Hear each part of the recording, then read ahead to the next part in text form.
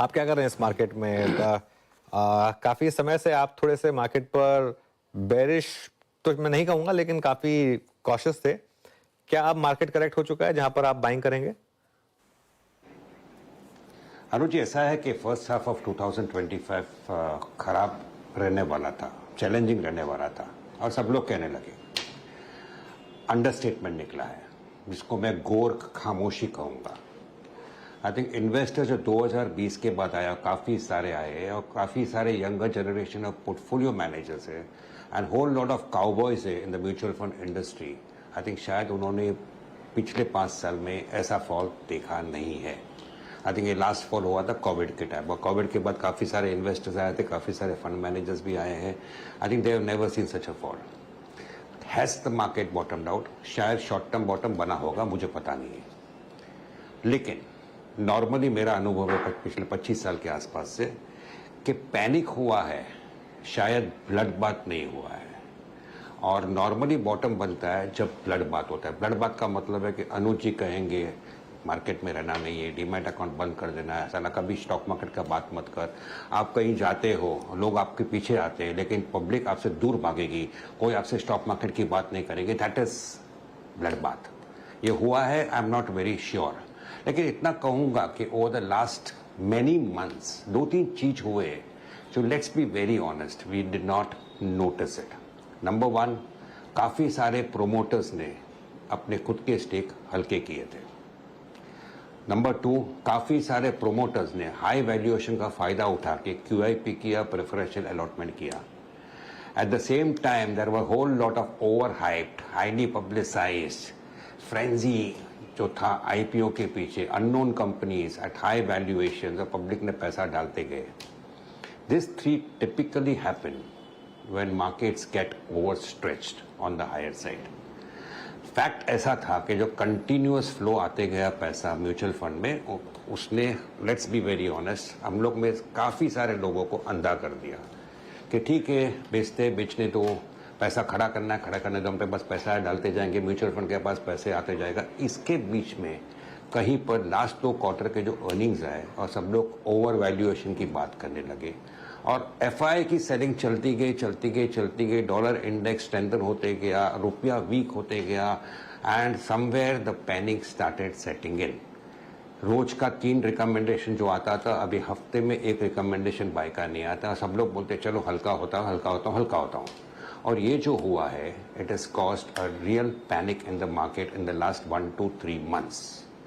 The point is, ऐसे time को, allow me to state this again, I am talking only from personal experience, कि ऐसे time को accept कर दो कि इंडिया के 95% स्टॉक्स जो लिस्टेड है, they are quite shallow, counters are quite shallow. आप मुझे 10,000 शेयर बेच के दे दीजिए 95% ऑफ स्टॉक्स में, without affecting the price on the down side. ऐसे टाइम पे आपके सामने अपॉर्चुनिटीज आते हैं।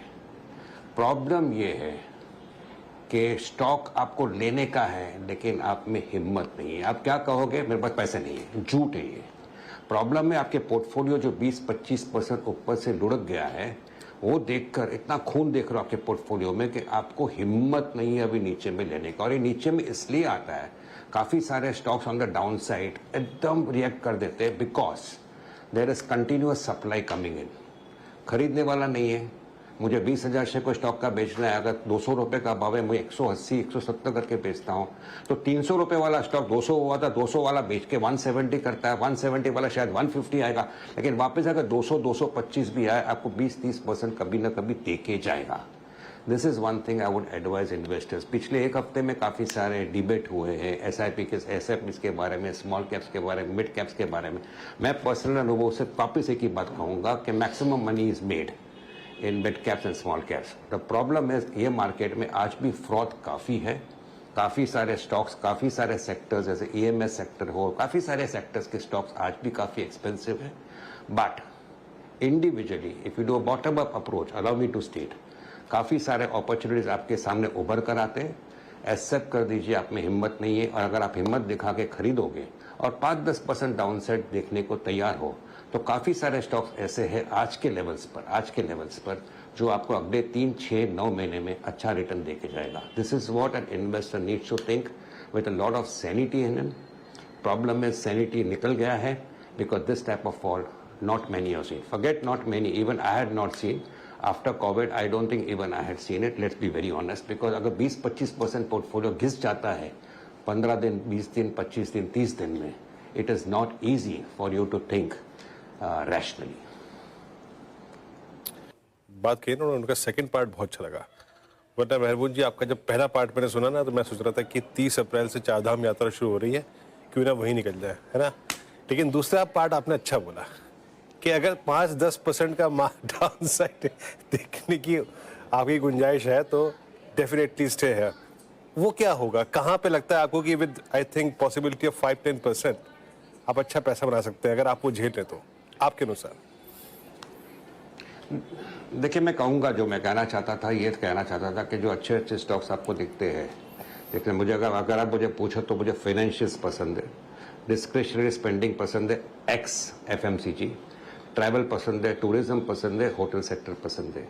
ये सारे सेक्टर्स में आपको जो स्टॉक्स आपको पसंद है, उदाहरण चोलामंडलम फाइनेंस, 3 दिन पहले का भाव देखिए, आज का भाव देखिए।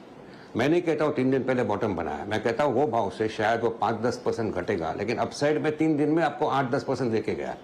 तो if you are patient enough, you like Cholamandalam at 50% higher price, आज ये भाव में आया है, आपको धीरज रखे, अगर उसको लेंगे स्टॉक थोड़ा नीचे भी आ सकता है, बिकॉज ये मार्केट, फिर से कहता हूँ, is a very shallow market. अगर 2-3 लोगों को या 2-3 फंड को थोड़ा सेलिंग करना है तो वो और 100 रुपये घटा देगा स्टॉक में।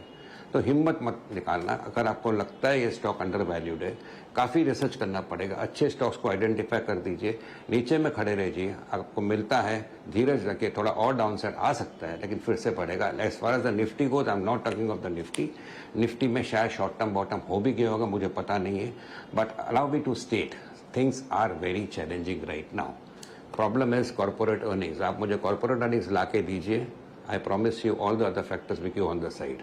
FII की सेलिंग कंटिन्यूअस है, then China and Hong Kong markets are recovering, India rupee weak हो रहा है, और वीक होगा कि नहीं, चाइना ऑफिशियली करेंसी डीवैल्यू करेगा तो क्या होगा, ट्रेड इम्बैलेंस है, वहाँ पे डोनाल्ड ट्रंप बैठा है, रोज का टैरिफ्स का बात होता है। So I think there are lot of variables, but the main concern if you ask me is corporate earnings.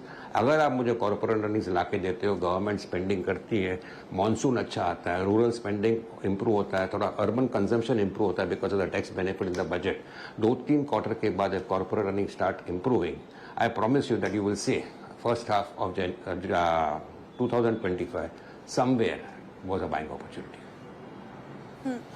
Irani ji, good afternoon. लेकिन आपने पसंद की तो बात की और चैलेंजेस की भी बात की, लेकिन आपने ये भी मेंशन किया कि मिड कैप और स्मॉल कैप में सबसे ज़्यादा पैसे बनते हैं और कुछ ऐसे स्टॉक्स हैं जहाँ फ्रॉथ है अभी। आज के लेवल पर भी मैं कहूँगा काफ़ी सारे EMS कंपनीज हैं, I think they are at levels, मुझे नहीं लगता कि आपको 3 साल के बाद कुछ अलग भाव देखने को मिलेगा, शायद वही भाव देखने मिले, but there are stocks where earnings are good, they belong to good sectors, जो नीचे आ गए बिकॉज वन साइड सेलिंग हुई है मार्केट में, और जब भी वन साइड सेलिंग होती है, आई थिंक जिसमें भी हिम्मत है खरीदने का वो भी हिम्मत घुमा देता है। तो एक साइड सेलिंग आती है, मुझे एग्जिट ही करना है, तो suddenly artificially you get prices which are very low. तो जो स्टॉक्स आपको पसंद है, जो मैंने सेक्टर का, कंज्यूमर डिस्क्रिशनरी है, ट्रैवल है, टूरिज्म है, होटल सेक्टर है, I think this are the sectors जहाँ पे आपको फाइनेंशियल्स है, I think you have to look out for opportunities, wait for lower prices, go and buy it. बाद में जो होता है मत देखो 1 महीने 2 महीने के लिए, 3, 4, 5 महीने के बाद you will see this stocks at much higher levels than at levels at which you had bot.